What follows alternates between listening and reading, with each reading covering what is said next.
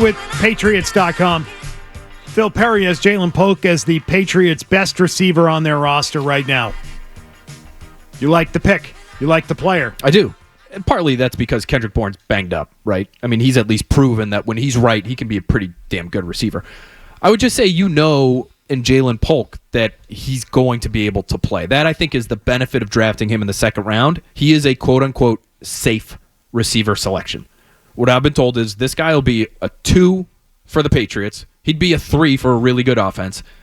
And he's going to start, probably for a long time, because he does a lot of the little things that a lot of receivers don't want to do. He works the middle of the field. He's got really good hands. He can go deep, and he tracks the ball well if you want him to, but he's not really a burner. I don't think that's going to be his game. I had one executive tell me the comp for him was actually Jacoby Myers. So if you get Jacoby Myers, and he's Jacoby Myers as soon as he walks through the door, and he's going to block, he's going to do all the tough stuff, he's going to work the short to intermediate area, and he's going to be a quarterback's best friend, that's a pretty good pick in the second round. That to me is a quote-unquote hit. Is it a 1? Is it a star? Does it change your offense? Probably not.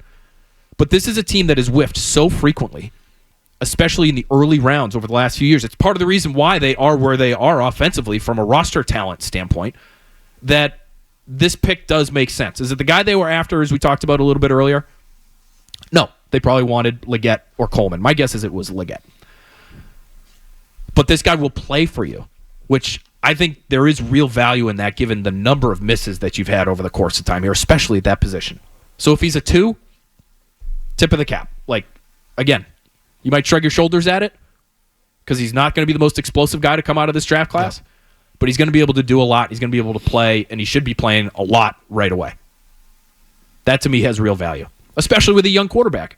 And I think he fits well with Drake May, too, because where he does his best work is sort of over the middle of the field, tight man coverage. You could look at that and say, well, he doesn't really separate all that well then, huh, Perry? No, that's not how he's thought of. He's not a separator, quote unquote. Ooh, but he's tough, and he'll break tackles. And if he's making himself available over the middle of the field to May, who is the best middle of the field thrower in this year's draft class, Jaden Daniels included, Caleb Williams included, that to me is a pretty good marriage. So I like the fit specifically for these two guys, on top of the fact that he's viewed as a solid player. Another comp I got from an offensive coordinator was Tyler Boyd. Oh. So if he's Tyler Boyd, if he's Jacoby Myers, and Tyler Boyd had back-to-back 1,000-yard seasons with Alex Van Pelt when Alex Van Pelt was the quarterback's coach in Cincinnati. So I wonder if he saw any Boyd in Polk. But that, I think, is the kind of guy you're getting. Washington we're watching some of the highlights right now on NBC Sports Boston. That Washington offense was down the field, play after play after play. I don't think that's what he's going to do here. He did it at Washington. I don't think it's what he's going to be here. But he's going to be solid, reliable, tough, competitive, fiery. I think there's a lot to like with this guy. I do think he's their best receiver right now. What do you... Oh, good. No, go ahead. I just hope that it's better than Jacoby Myers, because Jacoby Myers to me is just like a slot possession guy, because everything he would catch what's thrown at him and he would convert to sticks, but there was never anything breakaway. We need breakaway guys. We need strike capability. I'm not sure this is your guy. This is not your guy. It's the same thing as that. I don't think that's your guy. I think he might have a little bit more juice than Jacoby. We'll see, but that's really not his MO. He's going to do the dirty work and he's going to be dependable, but he's not going to be a game breaker for you. Now that the draft is over, are trades for other receivers dead? No. Okay. Nope. They still have money to spend, even after giving Christian Barmore $40+ million guaranteed. And they still have a need for a number one, quote unquote. So I would say no. Does that mean it's likely that something gets done now that we're so far removed from the 2025 draft?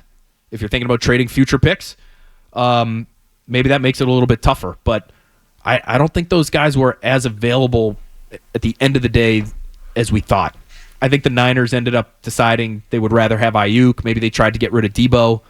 I would not have been a proponent of trading for Debo Samuel if it was going to cost you the 34th overall pick, if I'm the Patriots. Who were some of the other names we were talking about? T. Higgins. Like, these are teams that are trying to win Super Bowls this year.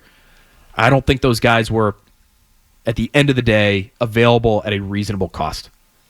You could still try. I'm not sure it's going to happen. Hey, if you like that clip, check out more videos from Zolak and Bertrand right here. For more Patriots analysis and opinion, hit this playlist. And for all the latest from the Sports Hub, download the app at 985thesportshub.com.